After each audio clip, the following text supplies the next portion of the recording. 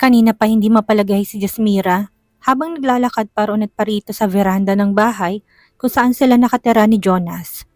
Kanina pa siya hindi mapakali. Kinakabahan siya na hindi niya alam. Ano bang nangyayari? Nasaan si Jonas? Kanina niya pa din tinatawagan ng binata pero mukhang pinatayan na siya nito ng cellphone. Hindi niya natuloy malaman kung anong gagawin niya. Heist, anong oras na? Siguro nagalit talaga siya sa akin dahil siya nangyari sa baby na nasa sinapupunan ko. Jonas, umuwi ka na, please. Please. Nasa ganung kalagayan siya nang marinig niya ang pagtunog ng kanyang cellphone. Dali-dali niya sinagot yon at ganun na lang ang pagkagulat niya nang si Elvis ang nasa kabilang linya, isa sa mga kaibigan ni Jonas. Hello, Elvis.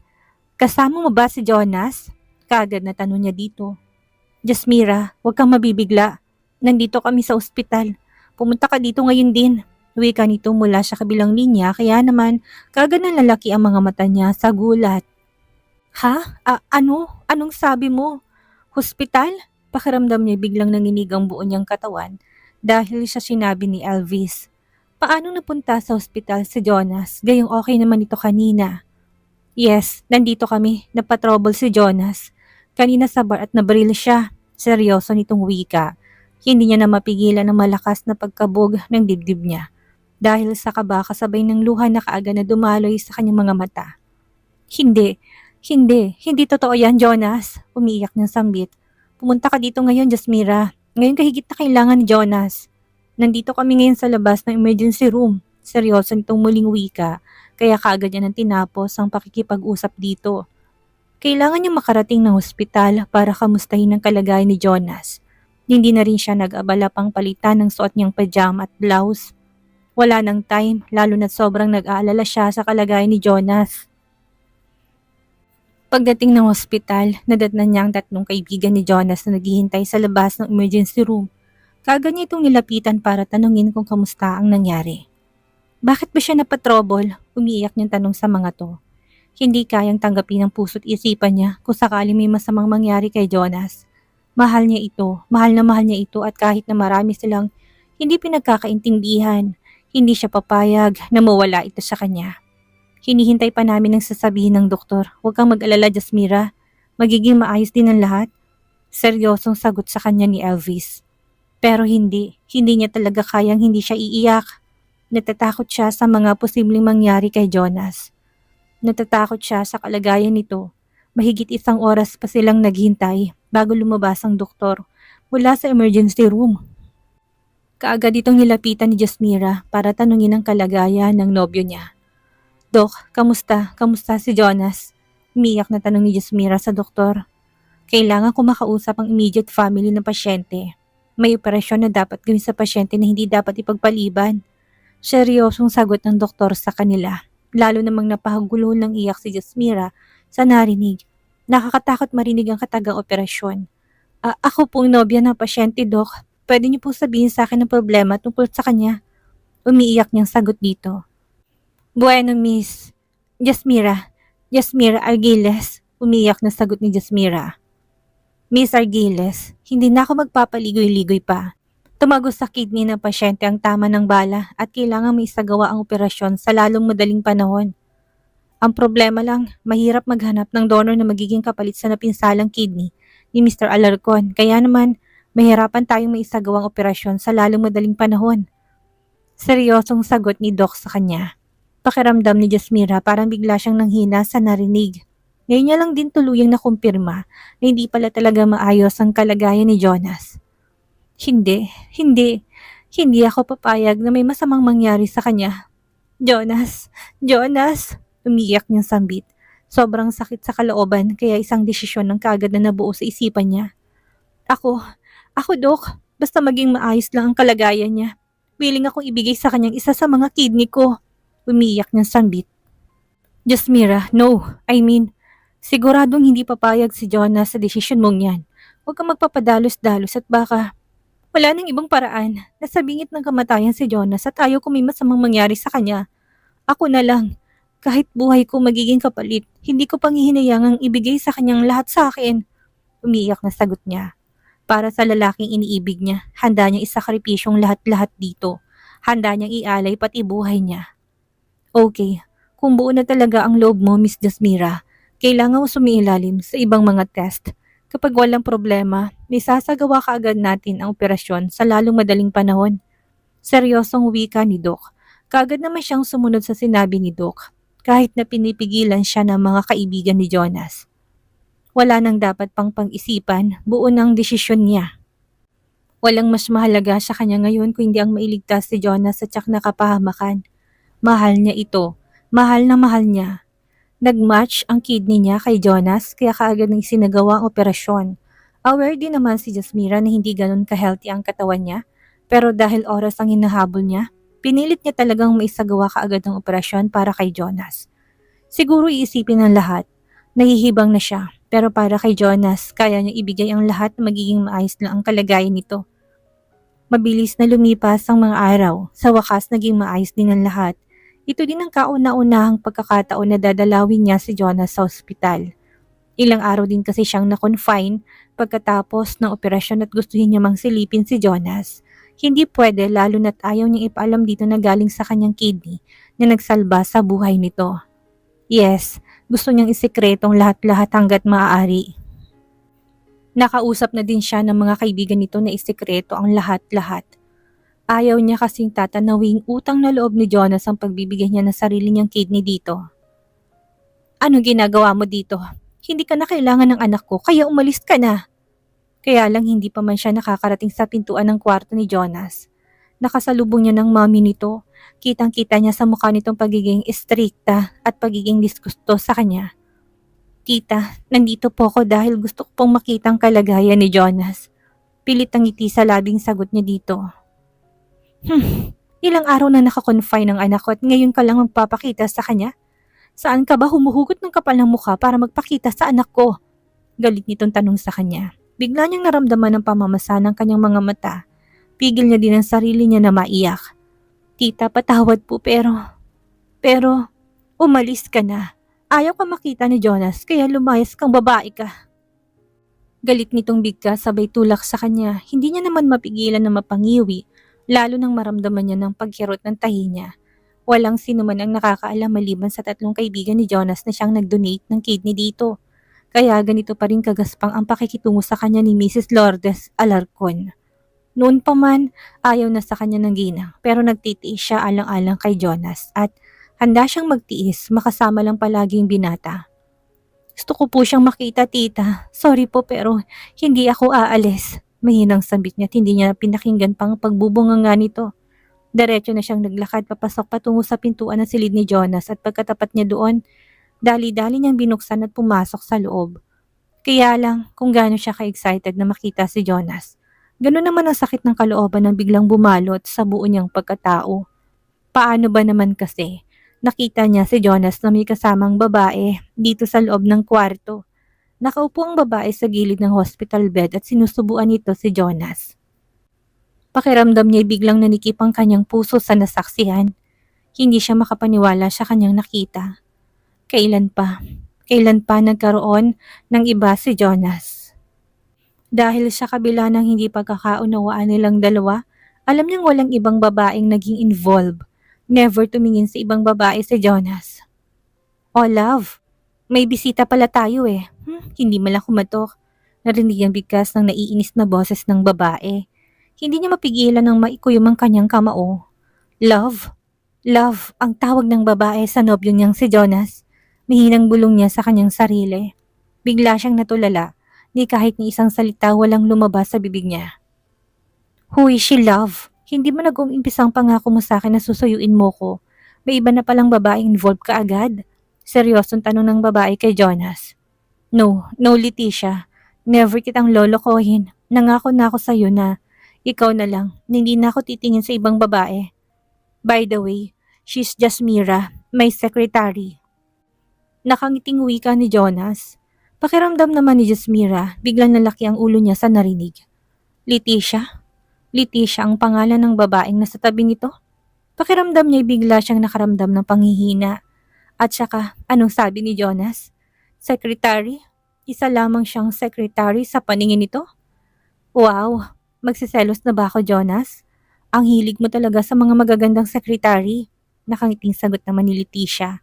Pasimple niyang sinulyapan ng babaeng parang ipinako sa kinatatayuan at hindi niya mapigilan na mapangisi. Hindi pa rin pala nagbabago si Jonas. Sinungaling pa rin at walang pakialam sa damdamin ng ibang babae. Well, pabor sa kanya yon. Wala siyang ibang gusto kundi ang mahulog ulit sa kanya si Jonas.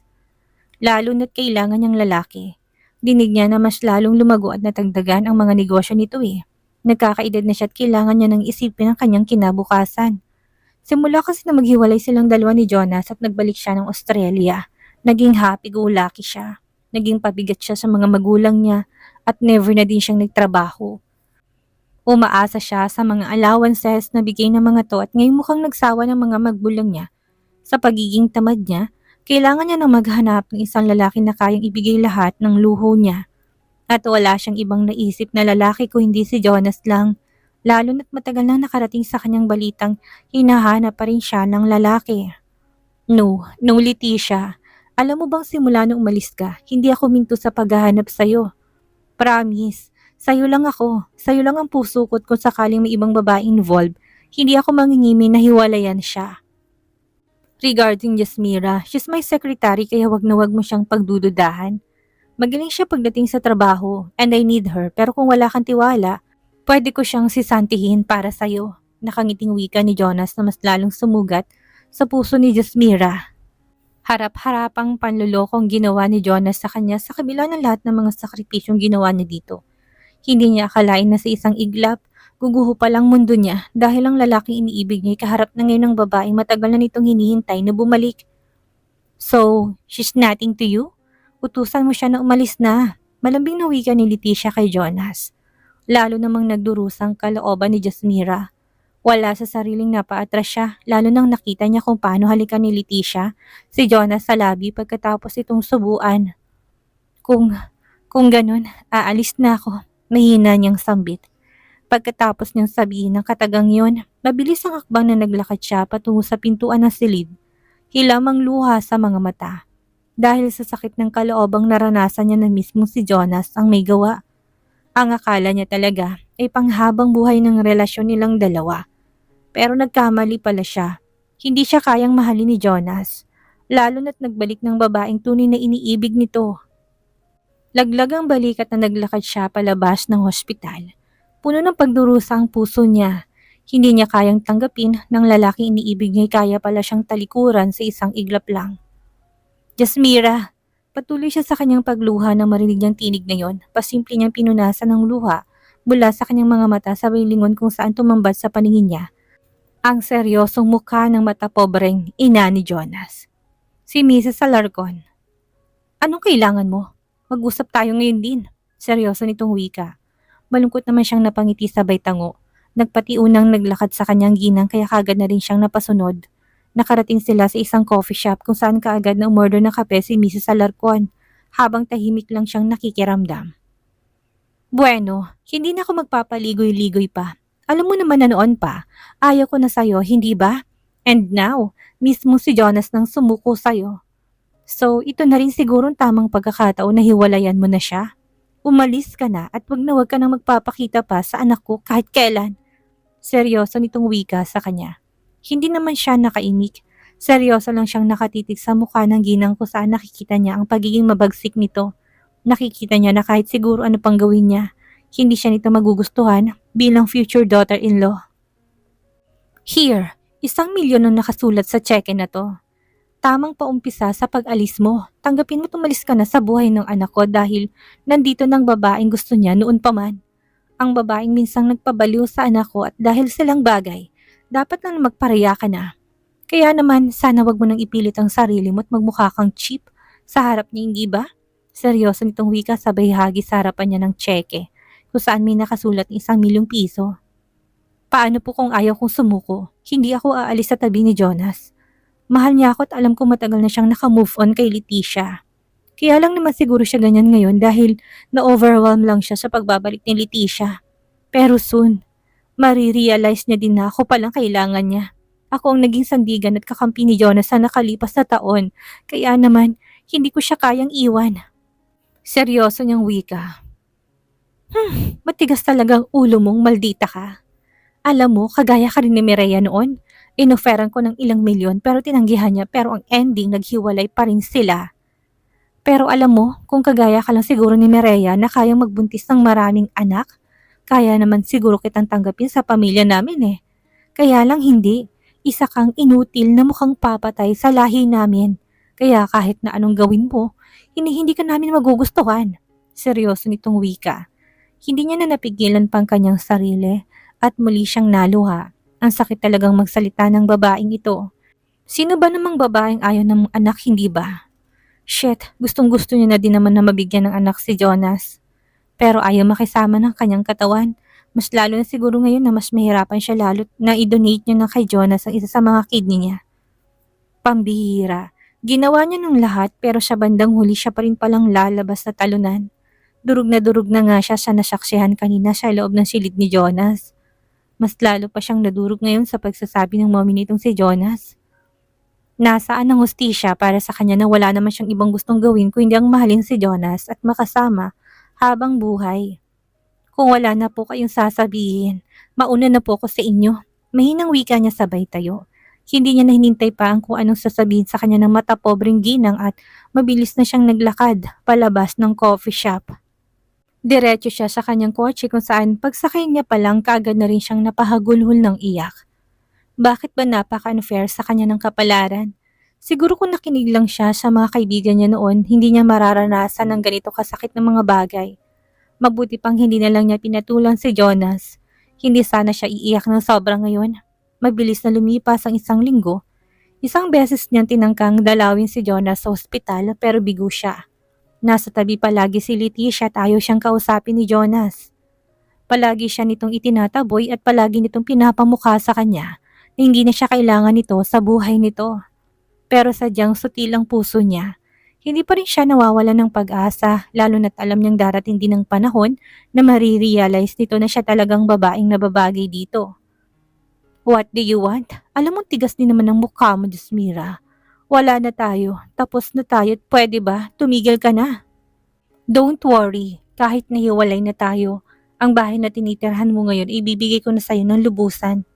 Siguro, compensation sa pinagsamahan natin at bonus sa magandang performance mo sa kumpanya. Inutusan ko na si attorney na ilipat sa pangalan mong bahay. Hope na makamove on ka na dahil masaya na ako ngayon. Nandito ng babaeng iniibig ko kaya naman tama na. Huwag mong bigyan ng dahilan si Leticia na magselo sa'yo at iwan niya ako.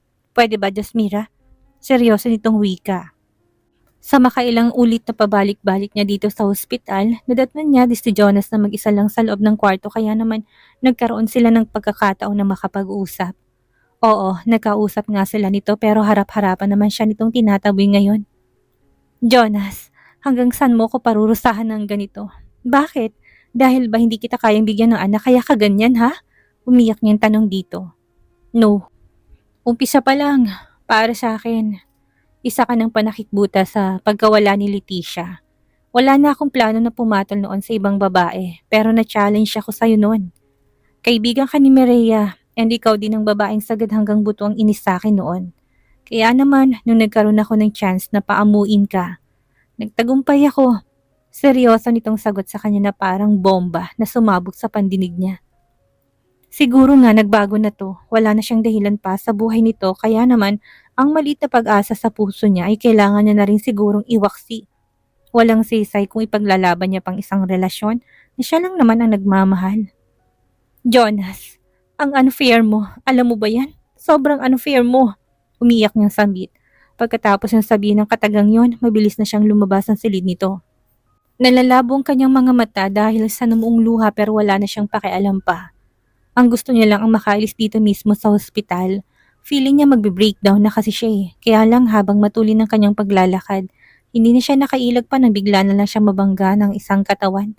Halos tumalsik siya at mabuti na lang talaga naging maagap na nahawakan siya. Sa dalawang braso ko hindi sa malamig na sahig siya pupulutin. Sorry miss, sorry. Wika nito, pasimple siyang lumayo dito na siyang kaagad namang bumitaw ito sa pagkakahawak sa kanya. Kasalanan ko. Ako hindi nakatingin sa dinaraanan ko kaya nakabanggaan tayo. Mahina niyang sambit habang hindi malang tumitingin sa lalaking nakabanggaan niya. Nakikita niya nakaputing suit ito pero hindi na siya nag-abala pang titigan to sa mukha. Mabilis na kasi siyang naglakad paalis eh. Diretso siya sa labas ng hospital kung saan sinuon niyang malakas na ulan. Tulala siya naglakad patungo sa kanya nakaparadang kotse habang patuloy siya sa kanyang pagluha. Jonas, bakit ba napakawalang puso mo? Bakit? Umiiyak ng sambit. Pagdating ng kotse, kaagad niyang hinagilap ang kanyang bag at doon lang niya na-realize na hindi niya na pala ito bitbit. Shit, nasa ng bag ko? Mahina niyang bulong sa kanyang sarili. Lumingalinga siya at ngayon niya lang din tuloy napansin na kahit sa sobrang lakas ng ulan, hindi naman direktang tumatama sa kanyang katawan ng tubig ulan. Wala sa sarili na patingala siya at ganun na lang ang palalaki ng mga mata niya sa gulat nang sumalubong sa kanya nakangiting mukha ng isang lalaki. Nakasuot ito ng kulay puting coat at may hawak na payong. Yes, nakasukob siya dito kaya naman hindi niya mapigilan ng mas magulat. Wala ka sa sarili mo kanina, hindi mo yata napansin ang malakas na ulan at bigla ka na lang sumuong. Look at yourself, nabasa ka patuloy. Nakangiti nitong wika sabay dampi ng palad nito na may panyo sa kanyang ulo. Kumurap-kurap siya ng makailang ulit bago siya nag-iwas ng tingin dito. Pasensya ka na, ikaw ba yung lalaking nakabanggaan ko kanina? I think I lost my bag at nasa loob ang susi ng kotse ko. Mahina niyang sambit.